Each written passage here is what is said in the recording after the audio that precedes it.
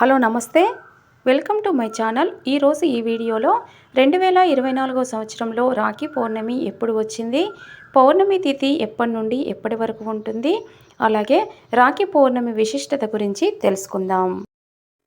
ప్రతి సంవత్సరము శ్రావణ మాసంలో వచ్చే పౌర్ణమి రోజున రాఖీ పండుగను జరుపుకుంటారు.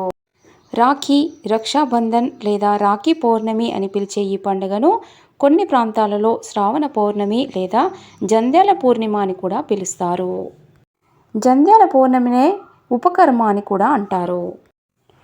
అన్నా చెల్లెళ్ళు లేదా అక్కా తమ్ముళ్ళ మధ్యన ప్రేమానురాగాలకు సూచకంగా ఈ పండుగను జరుపుకుంటారు.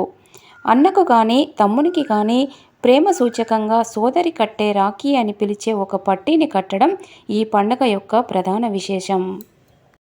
రాఖీ అనగా రక్షణ బంధం.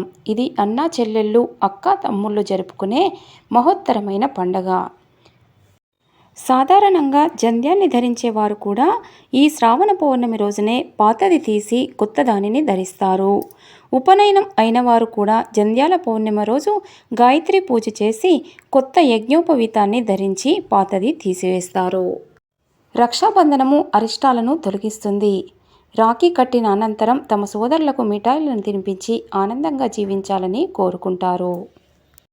సోదరులు సోదరీమణులకు బహుమతులను ఇచ్చుకుంటారు. సోదర సోదరీమణుల అనురాగ బంధానికి ప్రతీక రాఖీ పండుగ.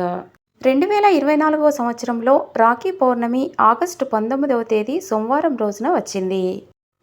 పౌర్ణమి తిథి చూసుకున్నట్లయితే ఆగస్టు 19వ తేదీ సోమవారము తెల్లవారుజామున 3:05 ప్రారంభమవుతుంది. ఆగస్టు 19వ తేదీ సోమవారము రాత్రి 11:55 పౌర్ణమి తిథి ముగుస్తుంది. రాఖీ పౌర్ణమి డేట్ అండ్ టైమింగ్స్ గురించి తెలుసుకున్నాం కదా. ఈ వీడియో మీకు నచ్చినట్లయితే లైక్ చేయండి, షేర్ చేయండి, నా ఛానల్ని సబ్స్క్రైబ్ చేసి సపోర్ట్ చేయండి.